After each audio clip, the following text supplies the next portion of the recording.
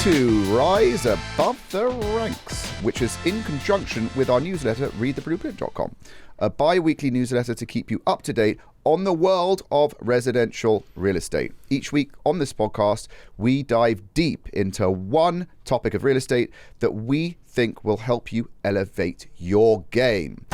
This week's topic is, it's actually a great one, how to work with developers. It's a hands down most important topic we're going to probably cover on this entire podcast because it's really how you and I built our business, right? Yep. It was, how do we get to clients when we're not from LA, we don't know anybody, we don't have any contacts in our phone book? Who do you turn to? And I think it was you and I, we had a light bulb go off and realize developers don't care who they work with. They only care about who brings them the deal, right? And if you do a good job, Yep. they're probably going to give you the listing on the back end, Correct. which is how we got to $1.5 billion. Just knock the mic there. $1.5 billion of active inventory. I mean, God, there are so many stories that I can think of where you and I were trying to cultivate relationships with different developers, but there was one that we started our business with, Zach Vella. And Zach was a young guy out of New York, had a lot of money behind him. And we found Zach, literally, and we didn't let go of Zach. And I remember it was like we would offer him deal after deal after deal after deal. And then it goes back to our door knocking episode, which is where we door knocked our first big sale for $6.5 million. What was the first thing we did after we door knocked that development deal? Well, I think we did rock, scissors, paper first. Correct. But we both ended up door knocking it. And then we got the lead. Sold the house to Zach. Yep. He built the house. Yep. We listed it on the back end. Yep. So we sold it to him for 6.5, and then we sold it for him for 37 million. So that's $44 million right there. And that was over the span of 8 years. He took a little longer than most. Yeah. But that just goes to show. And look at all the business we did with him over those 8 years. Oh, it's insane. We cultivated the relationship, we maintained the relationship, and we probably done $200 million in transactions over 8 years because we maintained that relationship.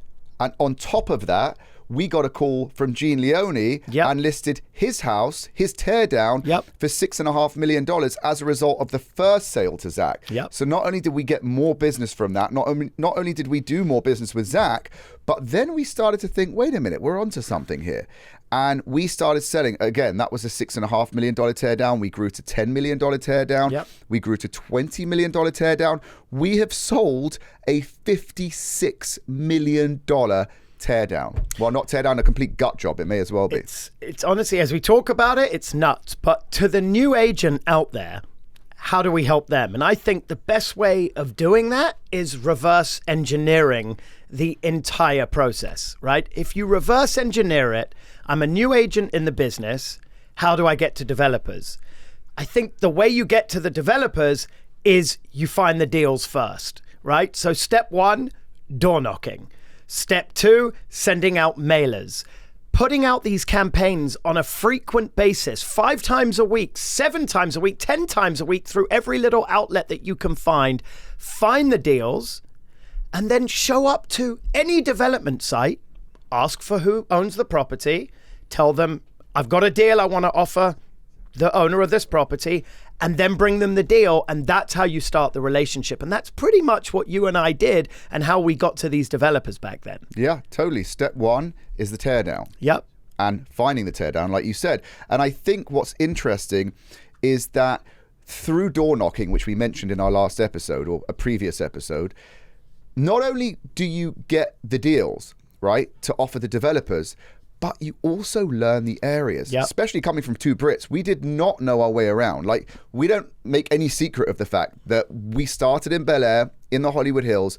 We didn't know what street was what. In fact, we still didn't. don't. Yeah. Well, I mean, maybe a little bit really better don't. then. Really? Pretty much. No, I think that's. I use Waze. Yeah, it's helpful. But you still know. Okay, where's Perugia Way?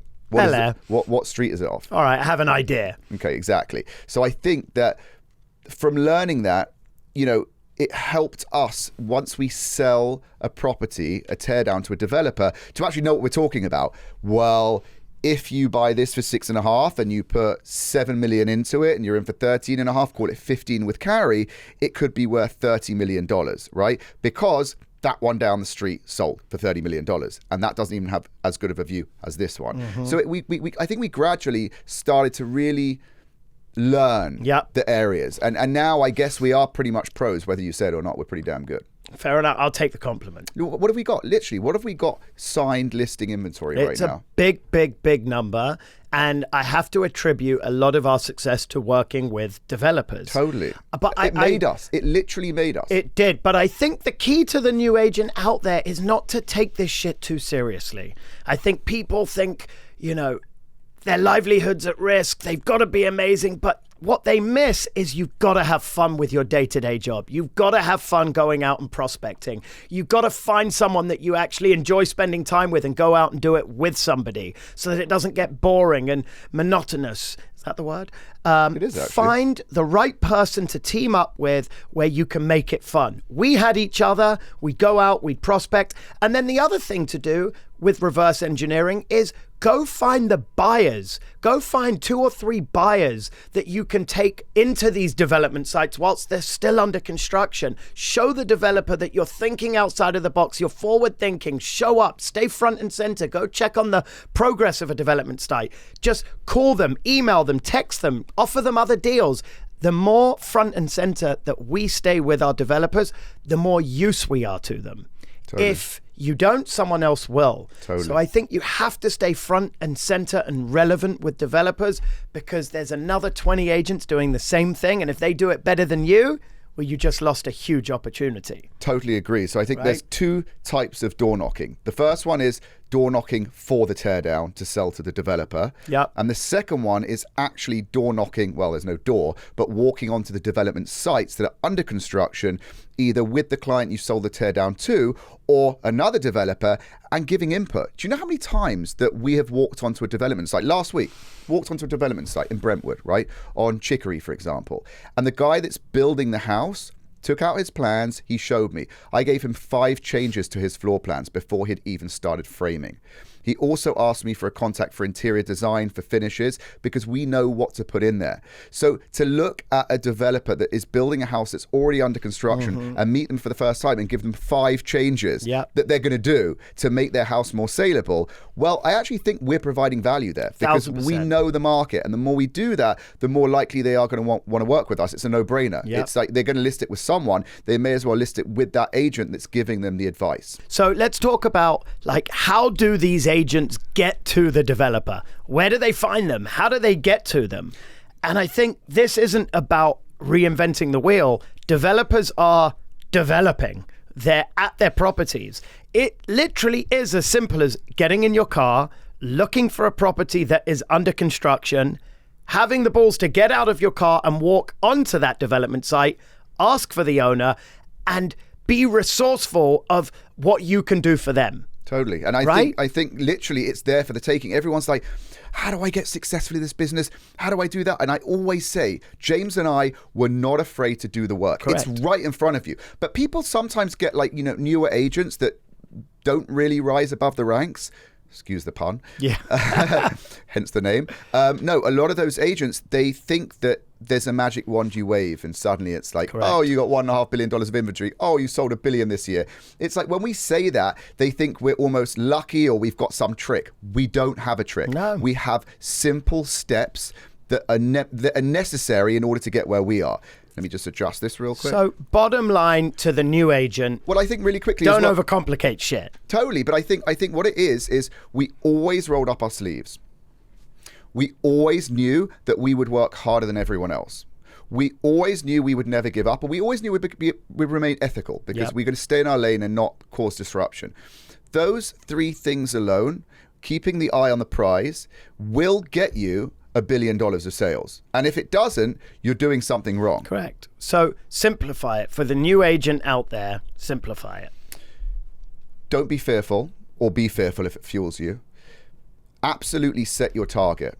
Look at the top dogs out there. We're trying to give advice right now for that reason. Never give up and stay in your lane. You will not fail. And as a new agent, where do I go? I've just got my license. I'm a new realtor. I've just hung my license with a brokerage. I want to get to developers. Tell me where I should go. Pound the pavements. Look at an area that you are going to farm. If it's West Hollywood, Brentwood, Hollywood Hills, Bel Air, Beverly Hills, there are tens of billions of dollars of real estate sold every year just in those neighborhoods I mentioned. And to any agent across America, this just doesn't count for LA. This formula works anywhere across America in any price point. So now I'm a new agent. I got the fear part out of the way. I'm outside a development site. I've parked my car. I'm secretly shitting myself. I've walked in. I've asked for the property developer, and he says, that's me. Great. What do you do next? David Parnes with the agency. Great to meet you. I have to tell you, I've been following you and everything you're building, and I absolutely have to say it's beautiful. If you have a minute, can we take a look at the plans? Excellent. Sure. No problem. But we're not going to be finished for 6 to 8 months. Perfect, because I see that you've just started your framing right now. And if I look at your plan, well, now I'm looking at your plans, I can see there's a couple of things that you don't have to do, but I would recommend were changed or corrected based on what I know will sell. And this is what I do all day long. Come back in 6 months. We're going to talk then when I'm further along, and then we can have a proper conversation. No prob. I'll just point out my observations real quick, because in 6 months' time, it's probably going to be too late and costly to make these changes. But I just want to put them in your head. Whether you do them or not, this is just me speaking from the heart. Like, I know based on my experience, it's the right thing to do. I do see your pool is a little bit too small for the size of the house. If I was you, we're on a promontory right now. You've got beautiful views. You kind of want to offset it as much as possible with water. And right now, your pool's a little bit small. Damn, you're a persistent. Come, let me give you a tour. Thanks. I'm just being honest. And while we're at it, I just noticed the main bedroom on the primary bedroom suite on the second level is also at the back of the house. You probably want that facing the view as well. So I might think about just a reconfiguration. And by the way, doing that now is easy. Love it. And listen, I've got all the time in the world for you. If you want to talk about finishes, design, what the trends are right now, I'll be happy to do that as well. I love it. I think the key there is we as agents are resourceful. We know the market. We're experts in our field. And developers build houses. They don't know how people live in them. We do. We show the house every single day. Correct. So we actually have information to these developers as a resource that doesn't actually cost them any money. Be a resource. Be a master at your craft. Let these developers know you are the shit. You are the expert. You are the pro. They will buy into that and they will want that. And I think that was a great example of kind of what to do and how to do it and how to get your foot in the door. For me, or us, should I say, we never really let fear get in our way. I think the moment I was scared or in fear of something was the moment we would jump in front of it, because the moment you let a fear sit, it gets bigger and bigger and bigger and becomes more scary to jump into. So the moral of the story is get over your fear, get out there, pound the pavement, and go meet developers. Okay, well, that was lovely. I hope that helps everyone, but the truth is, that's how we built our business. It is. And we say door knocking, but door knocking was a byproduct of working with developers, which actually got us to where we are today. So huge topic there. Okay, question time. Okay, serious question. Hey guys, love the new pod. Question for you guys. Do you know your contracts? Do you know your contracts inside out and can effortlessly articulate them to your clients? Or does it not matter because the clients you work with have an attorney to review them? Good question. That's from Ben in Nebraska. Love that question, Ben. The short answer is you have to know your strengths and weaknesses. My weaknesses are contracts. And therefore, I've never tried to become an expert in the contract field. We have an expert on our team that we're able to delegate to. As salespeople, I'd rather be out in the field selling and then passing the contract back to the contract queen or the contract person that knows what they're doing. That's just me. Having said that, we did learn the contract very early on. There will be questions that come up from your clients regarding the contract. You better be ready to answer those questions when they come up. Having said that, we like to delegate contract things to someone that actually lives for a good contract. We live for selling. Right. And I just think that we started off, we had to do our own contracts and that's a great organic way to know the process. Are we whizzes on the contract? No. But we do know enough so that if any buyer or seller client asks us specific questions, we can pretty much answer them. If we can't, we go to Michelle, who works with us, and she answers up for us. We don't bullshit. 100%. And just to end that question, Ben, the key to contracts, if somebody asks you a question and you don't know the answer to the question, you tell that person, I don't know the answer, I'll get back to you. Never, ever, ever make up the answer on the spot, because it will come back and bite you in the ass. People will respect you for saying, I'll come back to you. Remain ethical. Goes back to that point. It's one of our 3 things. Okay, next question. Okay, next question. This is slightly more relaxed. What would you guys be if you weren't real estate agents? I would be a professional dancer because I'm really talented there. Stripper. Thank you very much for that question. And that was Jessica from Miami. I would be selling something. I just love the mechanics of selling. Your body by the looks I of love it, people. I wouldn't be selling my own body, no, but I do love selling, and I love everything. Whatever I do, I'd be writing my own paycheck. And that's what I truly love about this business, is we have the ability to create our own success. So no matter what it is, it would be something where I could write my own paycheck.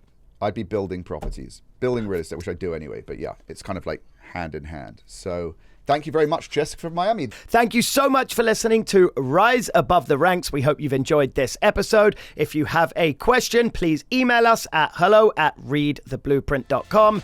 And we look forward to bringing you tons more fresh content. Thank you so much. Thank you.